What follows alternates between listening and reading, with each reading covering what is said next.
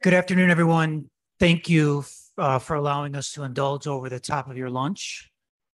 This is not intended to cancel out the conversations that are really critical for you to have, but we were asked as a sort of planning panel and of course co-eyes on the NSF grant award we received to just share a bit of our experiences this year with you, dating a bit back to the last two convenings as well.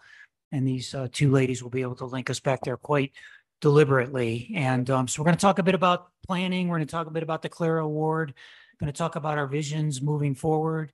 And I think these are just that. I mean, these are just our ideas, just our visions. I mean, it all begins anew at 1 minute after 5 today when we think about who next is going to host CLARA and who next is going to sort of put the program together. So very happy to share all the experiences we've had this year and last year and the year before that virtually.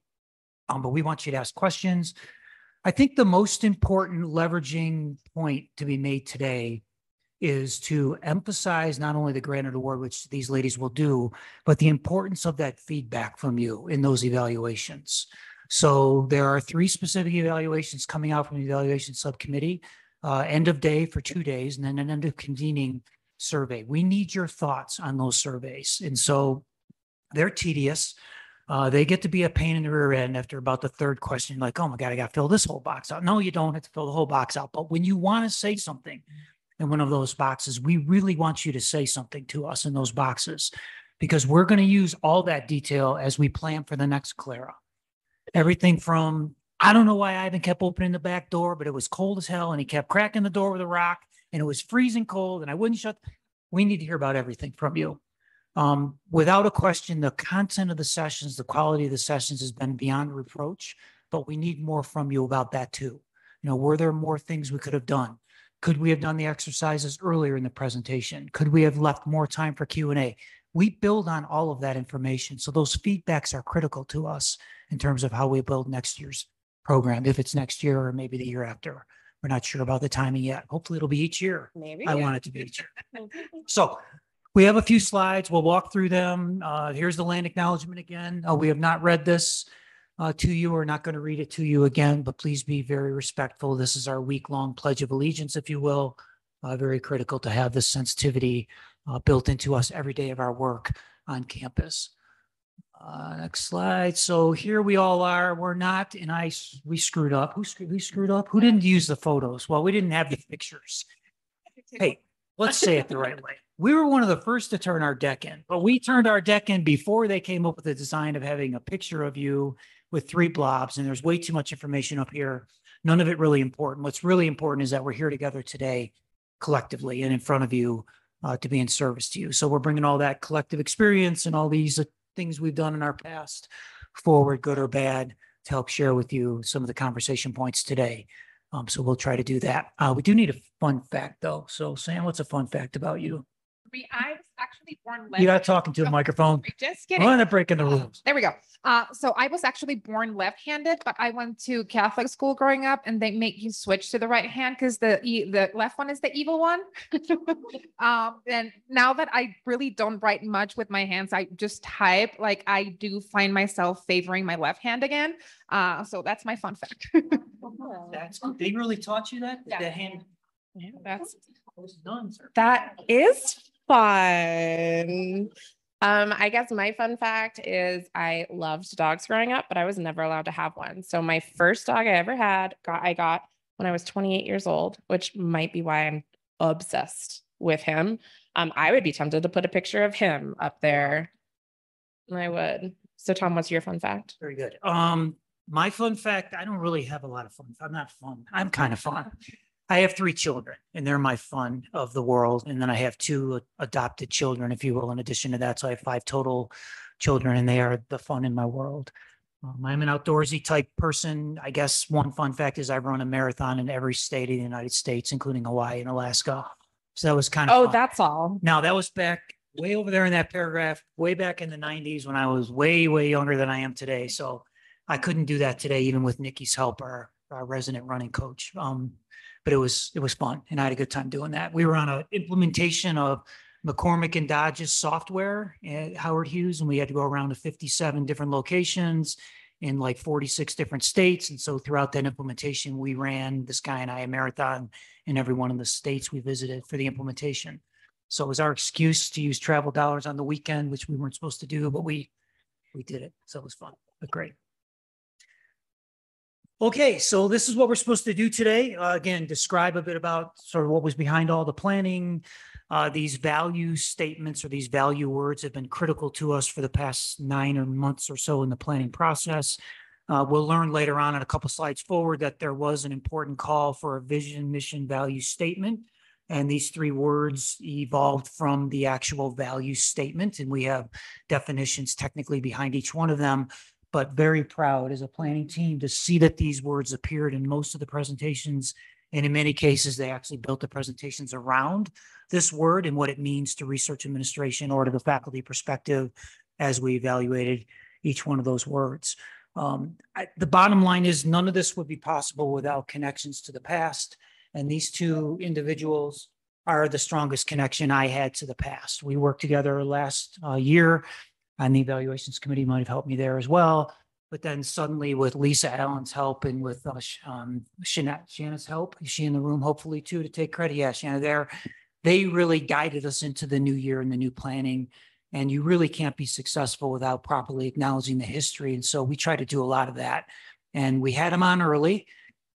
Shanna likes to talk a lot, so we had him on early. We didn't have him on all the time because Shanna likes to talk, but she was actually instrumental in suggesting that there might be a little bit more structure around strategy and around mission and around vision and value. And can we tie all that together in a unifying kind of theme? So she gets most of the credit for introducing that idea of adding more structure around it. And so we built on that. And Lisa had the idea of adding our plus as we were formalizing our partnerships beyond ABOR institutions. So, I mean, they kind of named the conference this year, if we're being honest. And they made us even do a document on what plus was. I remember being up way too whole like definition about like what plus stood for. Yeah.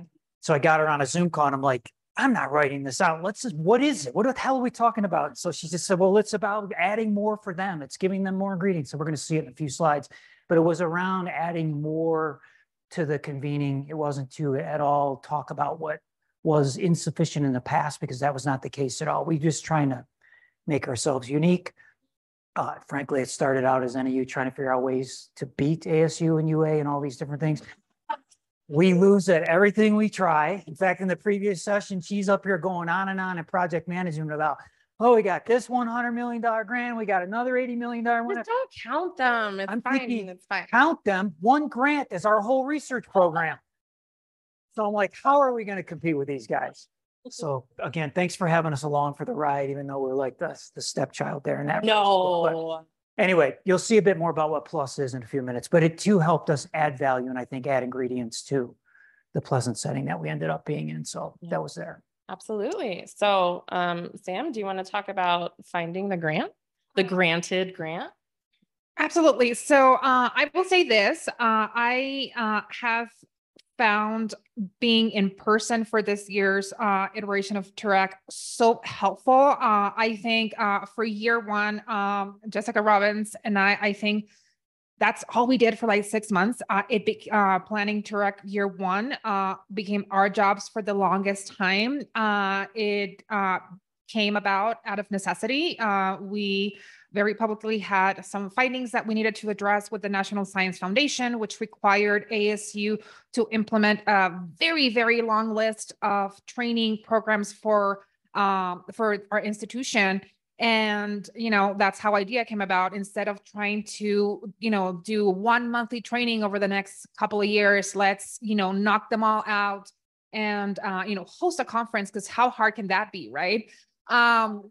And I will say that I think for me, talking to people, this is the first year of me participating in TUREC that I'm only in 3 sessions where I've actually got to experiment being an attendee. And it's been so helpful. I think I got more out of this year's session than I have ever had before, just because, I'm listening to others, not just, listening to myself speak.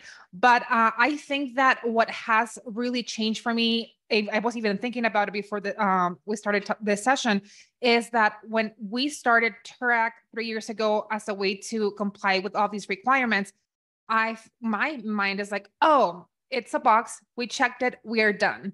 And so more and more, the way I have been participating in some of these, it's just, and maybe it's, me being naive, but it's like all of what we're doing in terms of process, compliance, even networking and relationship building, everything that we do is so continual. Like we're always having to review what we're doing and how can we change it and how can we maintain it and how do we keep momentum. And so for me, going after the NSF granted award was the beginning of that transition of like, oh, we needed to do trainings because of our audit and we're done. And then that's done. I greatly believe in research administration as a career. I greatly believe in the power of collaboration, just looking at everybody coming together. But, the long range dream of bringing in funding for something like CLARA and TURAC is that we want to make something that is renewable, sustainable, and where people actually look at a resource and get something out of it. Because for me right now, I think that what I'm walking away with from this session in terms of, getting funding for professional development and to enhance the power of the collaborations that we are creating right now, it's the fact that we, and I don't know, Tom, how much time it took your staff to put this together. Because like I said, the first year was all virtual and it took so much time. And here we are at a hybrid format, multi-day at a venue with hotels and parking and all of these things. And so how do we get to a point where we can encourage people to volunteer their time to do this, but actually see a benefit of investing that time? Because right now, like for me, is like, how do we get more? How can we make these huge, big asks of people's time and energy to make something that I believe everybody has gotten something out of the conference. I believe the product is worth it, but I also know that it took a lot of blood, sweat, and tears from a lot of people to make this happen for free. So it is one of those things that as I was thinking of some of those things of like, how do we move this forward is, how do we find and plan that continuity? But again, I am rambling a little bit, but for me, that's how the idea started is, and Val and I struggled a little bit while we were writing the proposal because we were looking 10 years into the future. And then we're going to have a system where you just log in and it trains you automatically and it certifies you. And we have a consistent curriculum across all universities. And we had a mentoring plan. And we have all these big ideas. And I think that for us, even as we have been involved with TURAC for this year, is like, okay, based on the project management, session we trained this morning, we need some agile project management, techniques. It's like, we need to do those little chunks. But so right now, I think that the biggest thing we want to get out of everybody who's participating in the conference is, like Tom said, we need your feedback. What do you need? What are you interested in? If you're interested in helping, what is your biggest obstacle to helping?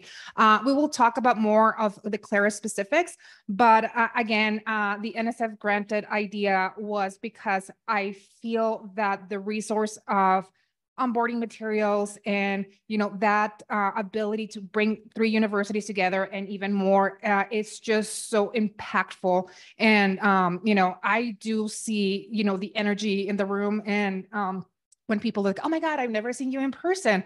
It's like, how do we recreate that? How do we maintain it between years? And how do we make this stay here for us for a long time? Yeah, I want to add too. The bottom line is you all destigmatized the fear of these kinds of settings. I mean, the work it took to get that grant, the work it took to bring that money in, basically took all of the things that we could use as reasons why not to do this off the table.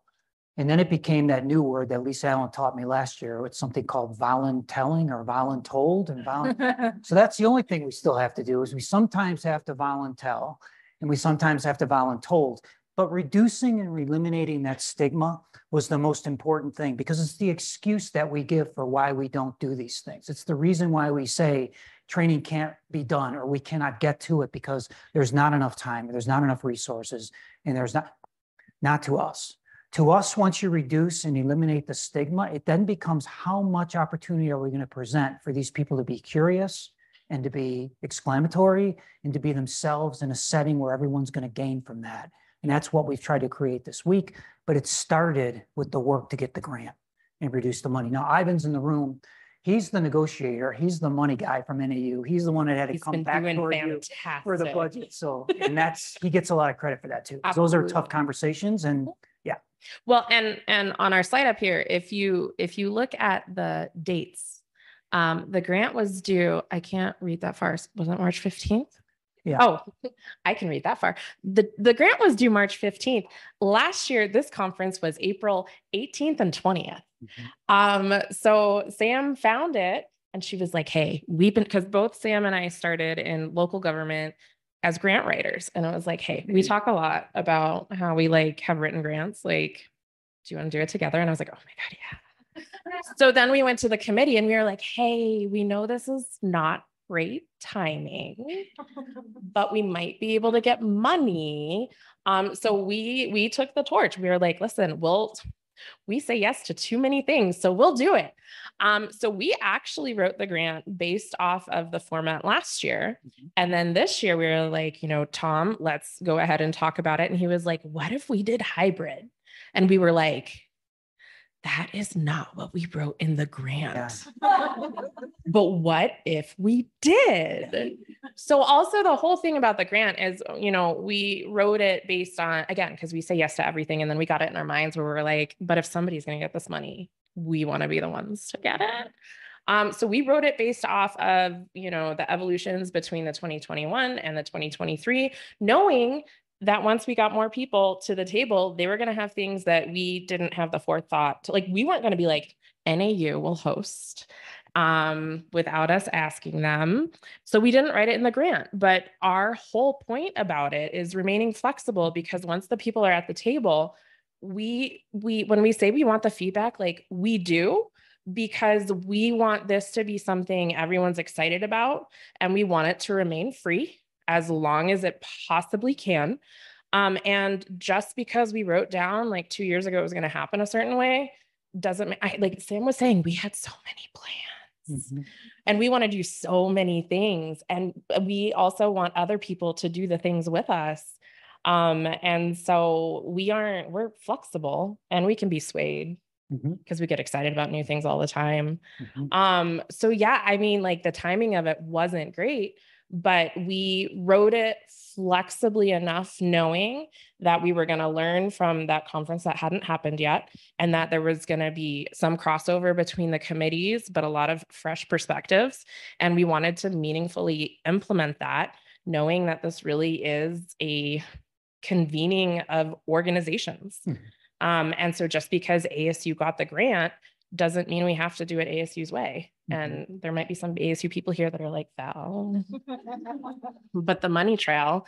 But so we've had a lot of conversations. Should there be a subaward? Should there not be a subaward? If it's an internal payment to NAU, how do we get Ivan the money to the people he needs to pay? And we've had to do things different ways. And so that was the other thing too, when Sam and I were talking about, we had built in scholarships initially. It's funny because the whole format was completely different, where we were going to have networking throughout the year for the stuff and the things. But then we pivoted and we were like, travel scholarships to Flagstaff. Let's do it. And 18 then we did. For 18, right? Yes, we received 18. We approved 18. Some people had to change their plans. Yes. Oh, that's awesome. Yeah. Well, thank you for coming because we wanted you here. Yeah. And so it's one of those things where it's like, okay, but what are the needs of the conference this year? And then when do we have to ask NSF to change our budget?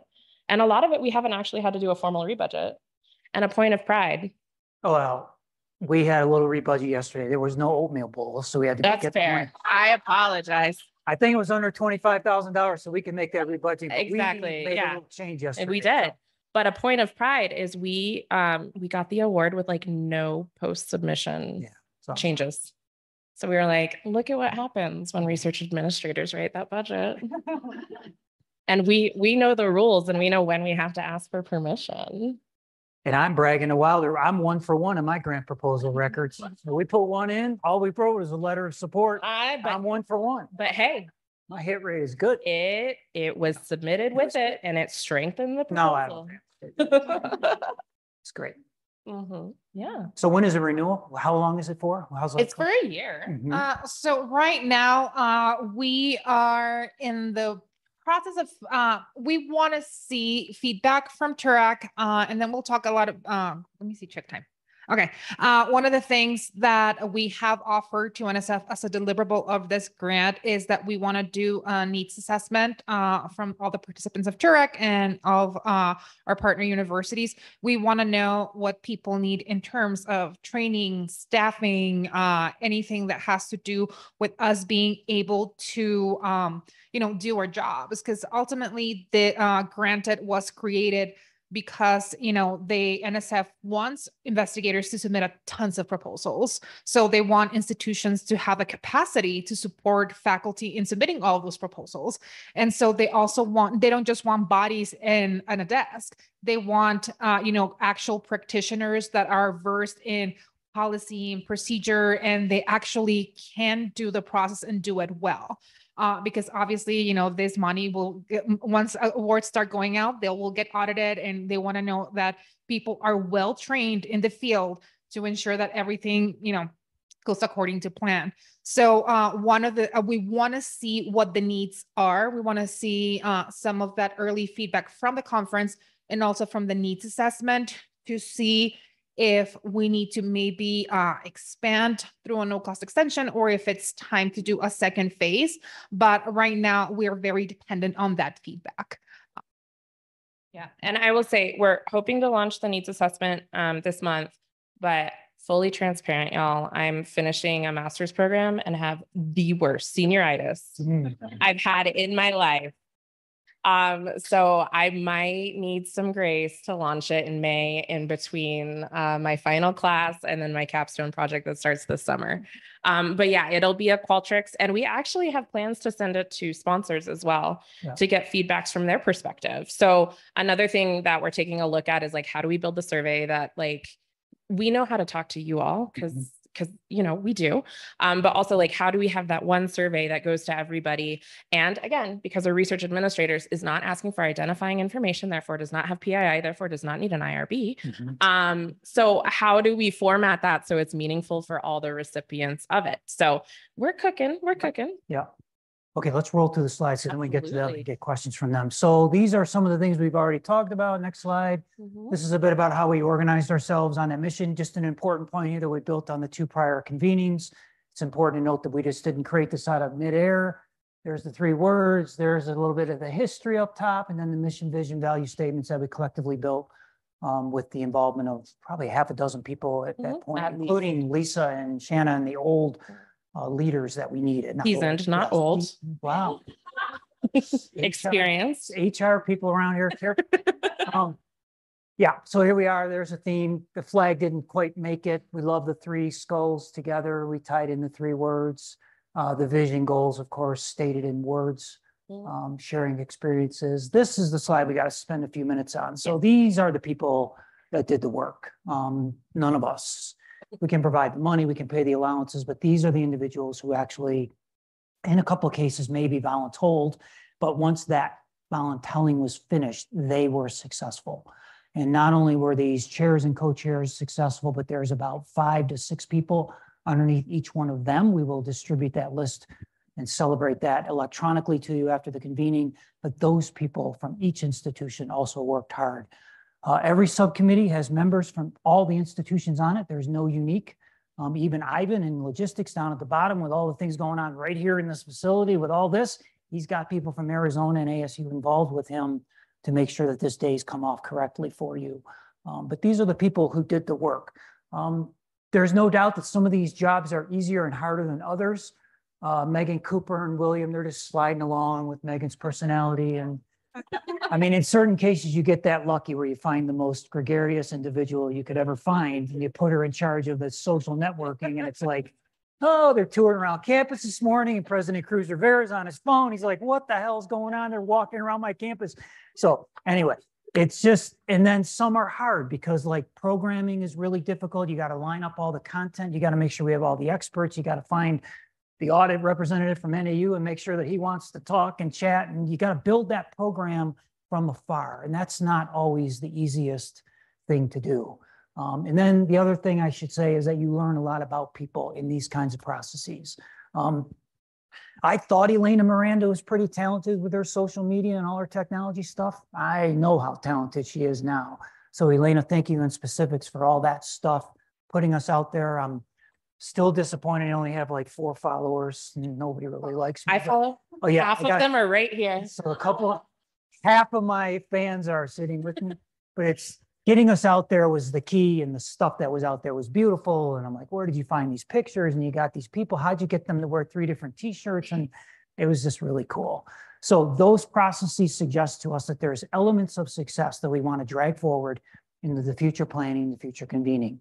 This format, coupled with the evaluation feedback that you give us, is what's going to build the next track for the next set of leaders. And that could take all shapes and sizes. You can talk logistics on the bottom where you don't want it to be in person. Maybe it needs to be over 3 days with less each day because you're pretty tired after these long days. Maybe it needs to be in the summertime in Flag. So while it's beautiful, it's still kind of cold up here. Maybe it needs to be every other year, not every single year. We need all that feedback from you because it's going to be valued. And then Dana, the charge with Feifei and the rest of her team under evaluations is going to have an after convening think tank of people in person, or if you weren't quite clear on what you said, she's going to ask you to talk about it a little bit so you can give their feedback to her directly, and they can build that into the evaluation feedback that's valued to the next set of groups. And I should say it's a dangerous game because it's kind of how you get signed up for the next year's planning when you. So Dana, wherever you're at, there'll be a key role for you off those evaluation results because they mean something to the next set of planners. Mm-hmm. So thank you. Anybody on the subcommittees in the room, can you stand up for us? If you're on them. Come on, all of you, stand up. There you are, Mariah, all of you.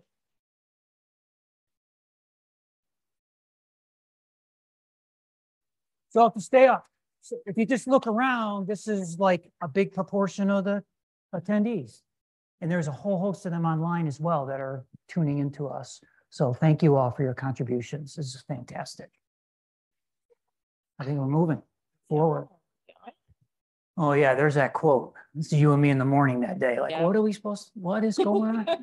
So this is real though. This is kind of heartfelt. So anybody can do this. Everybody's been involved in these, and Kira, SRA, Nakubo, they've all shown us how to do these types of convenings the right way, but we didn't want that here. We wanted this to be about you all in Arizona. And so how do we think about what you're looking for to make this more about something for you? And so we're grateful for all the contributions this week. You've all made it feel like it's about you all. And that was the takeaway that was in the goal. So that's the statement. Looking ahead. So we talked about that needs assessment. So CLARA, which the secret there with CLARA is it's an acronym we backed into because the way Sam and I met is we were on the same team with the same boss, and CLARA happens to be the daughter of that person that kind of started so many of these things. So that's also a fun little nugget. So we need to launch this needs assessment. Which, as I said, hopefully April, but maybe it depends on homework, launching this needs assessment. And again, we want your feedback, but we also, part of the needs assessment is to find out your priorities. We know our priorities.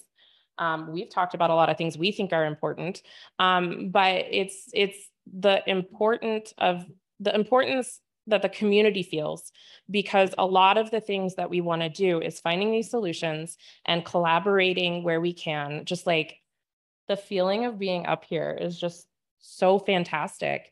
But we don't necessarily have direct reasons to continue the collaboration until next year. So one of the things that we're really hoping CLARA can do is be that connection year to year, because we're going to have a purpose. It's going to be agreed upon. So people are going to show up because they know it's something they value and is important to them. And we really want to be creative, and there's so many great minds, y'all. And like, we all do things differently because we have different needs and different resources, even department to department within the institution. And like, great things truly do happen when we just talk about what we're thinking about or what we might want to do. Because sometimes it's also just like more fun to work with a friend, I think.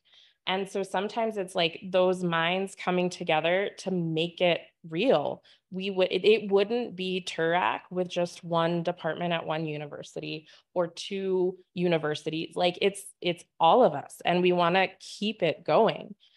So then, based off the needs assessment, we want to go ahead and set that agenda, and like, let's get to doing the work. But we want the agenda to be set again in a way that's meaningful for everybody. And then kind of like a reflective practice, right? So we talk about in between the TURACs, we take the evaluation. We want CLARA to be the same way. Yeah.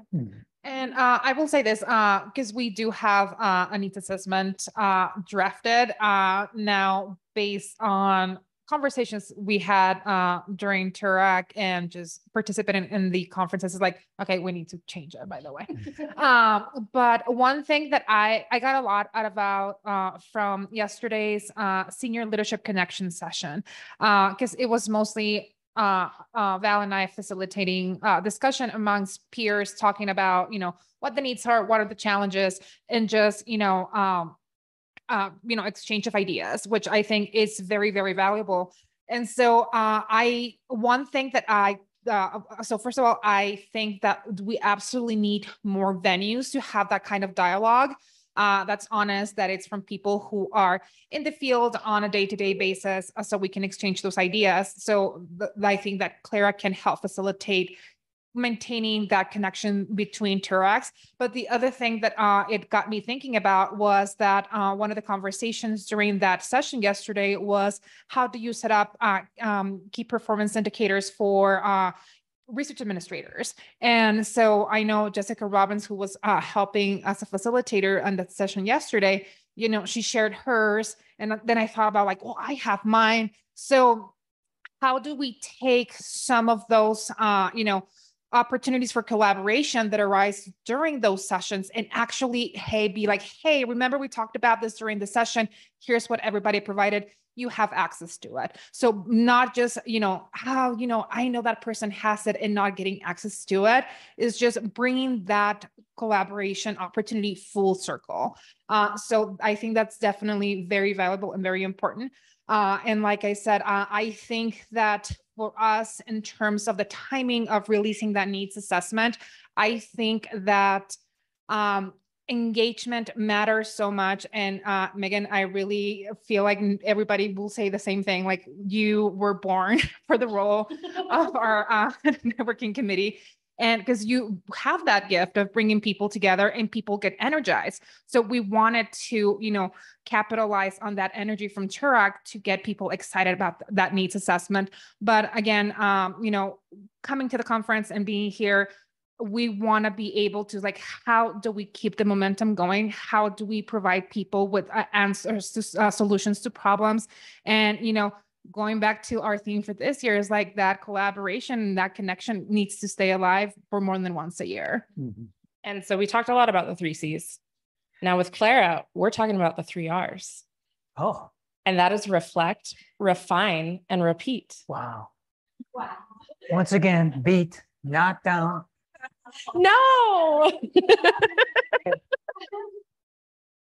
But we want to keep the spirit of the 3 C's in that reflection. You just need Ivan and I to put all this stuff together and make the meals tummy. I mean, listen, if you want to. Yeah. All right, one more, I think. Yes, we'll get out of the way. We got one more. And then obviously the old deck can't be complete without the steps about moving forward and what to think about as you move forward. So build on what you know, take advantage of the talent, expand the horizon, widen and deepen, facilitate so we're not one X, we got to be multiple X. Mhm.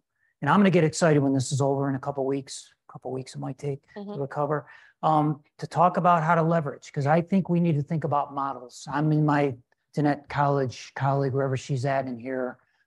We need to learn. We need to learn a lot from you all. There's a lot that we still need to cover. I don't want to do all that work. If you've already done it and figured it out, you got all these grants at 100 million plus, we just want to come and creatively swipe and copy. Well, it and might use be those- learning along the learning. Yeah. Because as I mentioned, we have all these grants and we're figuring out what we're doing now. But in a serious way, my mind is like, we need to put together some like working groups that throughout the year, you know, Miss Busy up here, she could be doing networking throughout the year for us and pulling these little things together and making it all happen. And then similarly, there could be content people. The program management one I was just in was fantastic. And there's a colleague in there, she's going to start her PhD. She'll remain nameless until we assign her the work with a volunteer. But we're going to make her part of her thesis. So she can expand on how to do project management as she studies her doctoral level work to understand how to get things done through others with effective program management, which she was talking about. She's got a lot of cool tools. She plans to use program planning to help her get through her PhD. We can be a cohort for her and help be the subject matter she can play around with and test and try to work out things. So she's in here somewhere, probably hiding, but I'll get her. It's good. Yeah, absolutely. So yeah, so the grant has a year, but we started in August. Yes. So we're through the summer, but we have to reconcile accounts after this couple days. We haven't even got the bills to you yet. Just wait. Yeah. So yeah, like I said, we not opposed to pursuing that that renewal. I think definitely there is so much value to being able to have some flexibility with the conference, because I know in the previous two iterations of Turek, we didn't have a budget. So it also, it makes you more creative, but it was really nice to be able to even do gift cards to incentivize people to take those surveys. And that was the first year we were able to do that. So we're very excited. But overall, like I said, I feel a huge amount of responsibility for the grant because my name's on it. But in terms of ownership of what it is and what it stands for, I feel none. It is truly not an ASU project. It's a collaborative effort. Like I told Tom, it's just amazing to see what you all have done with basically very input from me this year. Like my level of day-to-day work in Turek has dramatically decreased over the years, just because as more people get involved and invested, there's this need for it. And it's just amazing to see. And it's great energy. And like I said, it belongs to all of us. Let's keep it going. Mm-hmm. So I'll say the next couple weeks, as the 2024 committee winds down, we're going to be talking about how to recruit that 2025 committee. Yep.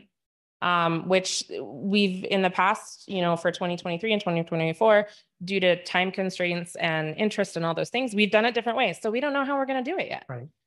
But we do know that if anybody's interested, we would love to hear from you. Yeah. And I think getting back closer to Lisa's original model with Shanna around nominations and seconds and then kind of votes, I hope we get to that point that it's so popular. People want to kind of compete for positions and stuff. Don't worry, no one's coming after your networking. You're going to be just fine. But I love the way they used to do that, where they sort of had nominations and then they sort of parsed them and they put it out there for people to be aware with bios, and then you kind of voted on who you liked. So we like that model too. That's great. But let's let them ask questions and beat us up a little bit. That's only fair. I'm ready. You're holding that like a weapon. You got to give it to them. I know. Did there are microphones you're floating around? Yes, use this one. Thank you. We'll share. Okay, start with Lisa. You're a former boss. Please start with me. Yeah, you. Oh. Oh, wow. I didn't even have my hand up, but that's okay. Invisible hand. That's Valerie told us. He took it to another level. All right. Well, okay. So thank you, first of all, for this very energizing and effective and just adrenaline charged sessions. Everything was amazing.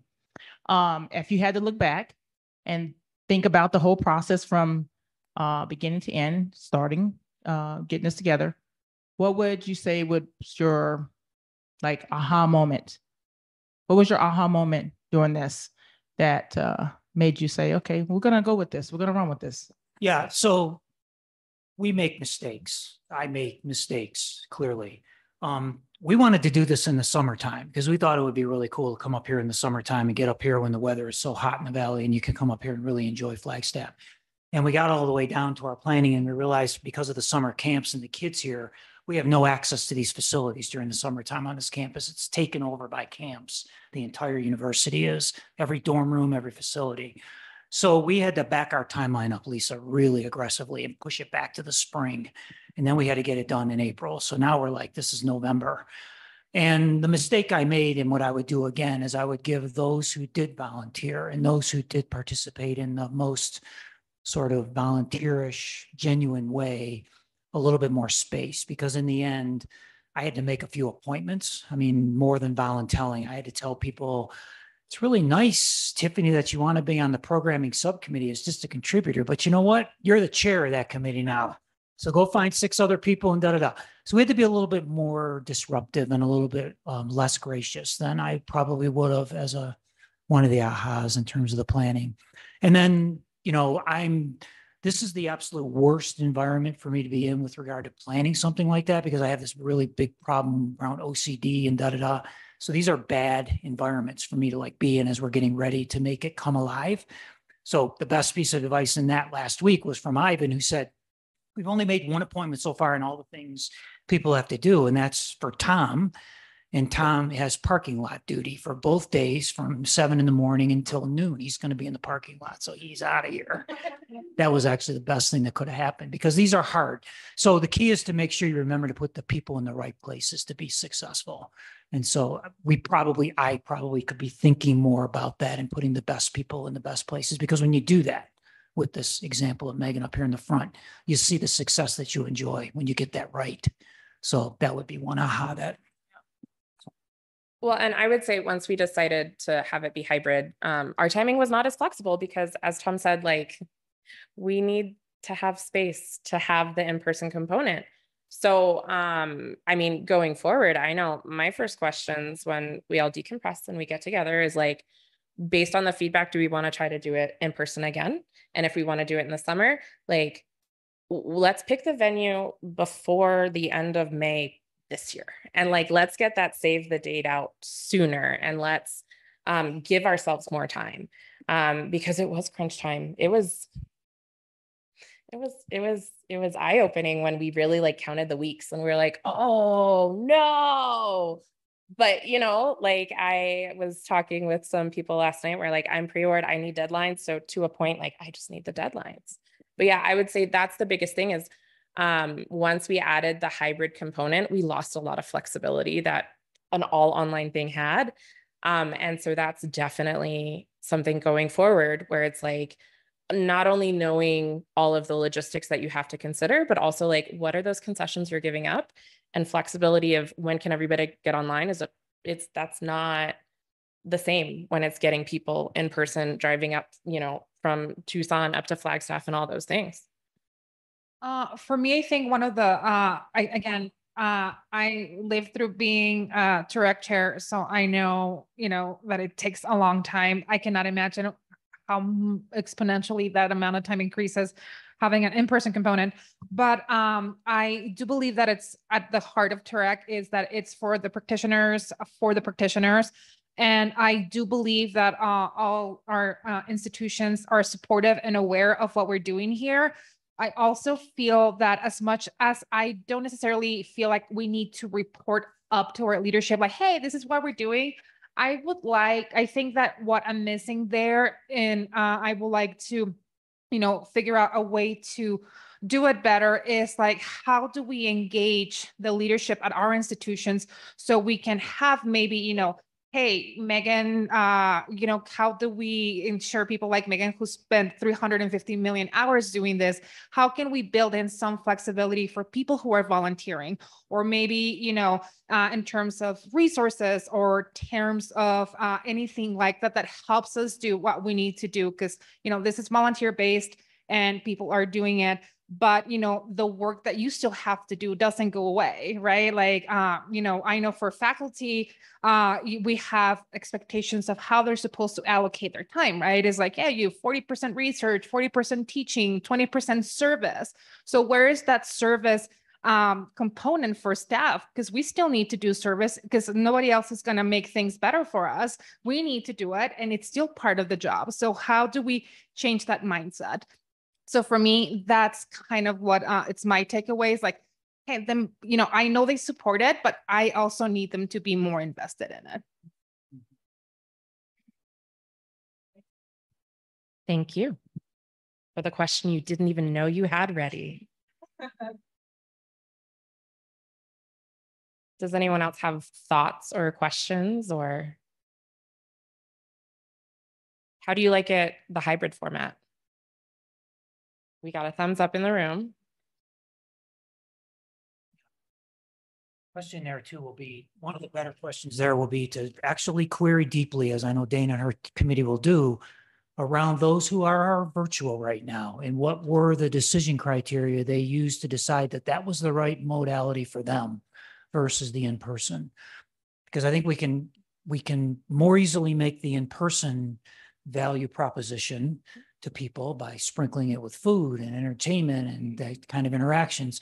But there were reasons why they chose to be hybrid. We should try to understand that more because there's a reason. And the frankness is it might always be like this. This is an outgrowth of the pandemic. And maybe things are just like this. People are so good on this Zoom stuff now. It's crazy. I mean, we didn't do the best job with that this year. We could have been better about giving people these interactives. Jessica in particular, I remember, Tom, we're going to need to like interrupt and start up this software. That no, you're not. You're not even going to have a hyperlink in there because we're not going off the slides because the stuff is sensitive. And so we can be better with all that. We got to be able to entertain and get this learning environment really, really robust. I mean, And so some sessions push those boundaries. yeah, I thought yours was. I think there's no slides in your presentation yesterday. It was this little green thing that you went to some other software. Yeah. Oh, We have see. some screen sharing from online. Okay. Anyway, that's the modality that the old guys need to understand better, but that's the modality we need to be better to represent because it's real and it's how people learn today. So we want to practice with that. It's best.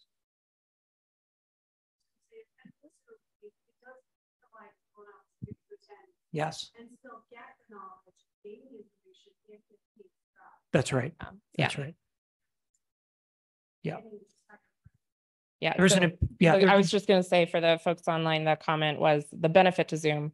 If you're unable to travel, like that benefit's not going to go away. No doubt. And it's easier to just hop on to a session from your office or wherever, if you can't commit to the full 2 days. And then using equalizers like this certificate of attendance, which is a voluntary form completed at the end of the convening, which includes all the ways we made up how you would get credit for contact hours and a worksheet on the back. You'll self-complete. You would turn this into NCURE or whoever else you need continuing education credits and hours for and volunteer in.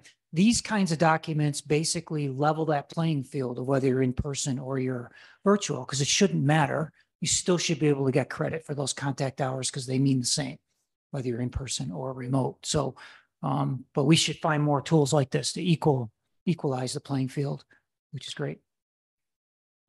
Is there an option Yeah. Because then that's kind of like a sign-in sheet.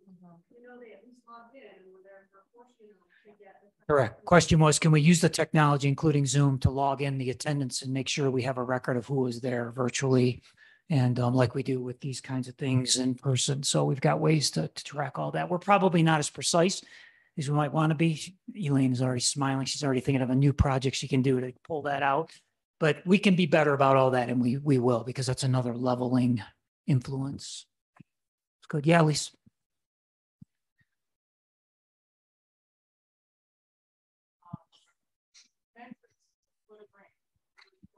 Yeah. metrics for the grant? What are they going to look like? So in terms of deliverables, we were very flexible and broad. But in terms, well, like I said, we started with huge ideas. I'm like, I don't think we can do this. Like, and we started scaling down. And even then, I think that we were overly ambitious. But in terms of deliverable, was supportive TURAC, the needs assessment, and then we're going to have a white paper, and also we want to take a first step at formalizing the collaboration, whether that looks like, hey, we're going to have appointments and this is what you agreed to, or, you know, maybe and I think we called it like a 3-year plan of how do we maintain that momentum. And like, so far, that's where we're at in terms of those deliverables. But in terms of what that will end up looking like, will greatly be based off of the feedback that we get. I think that one just thank you for taking this level to consider, because when you publish as well, that's going to impact the community, and that's going to go far, and maybe there'll be others that like planting some seeds. So you guys are amazing. Thank you. Thanks. And for people online, that was a compliment to the planners of CLARA and the seekers of plan around getting the whole CLARA approved, because it represents, through a publication, as Lisa points out, real influence. And I would love to say the more people that would like to be involved in such activities, the more seeds we can plant. Yeah, well, I was going to talk about that. This is enough of this ASU centric only granted thing. We're all going in. Danae and me and UA, we're going in on this next proposal. We're going to ask for $500,000 and we're going to share it. Good. You're not controlling the money from now on. We got our Fine. own part of it. That's We'll make fine. our own budget adjustments. I'm not gonna do all. Anyway, so yes, bowls for oatmeal, Yep. budget adjustment. Sounds like our next step. Yeah, we might have to have an agreement. Chris Stevens and the contracting team are gonna have to work out all the terms and conditions. Other thoughts? We'll cut you loose to the nice weather. Step outside. It's absolutely gorgeous. Thank you all very much for your time.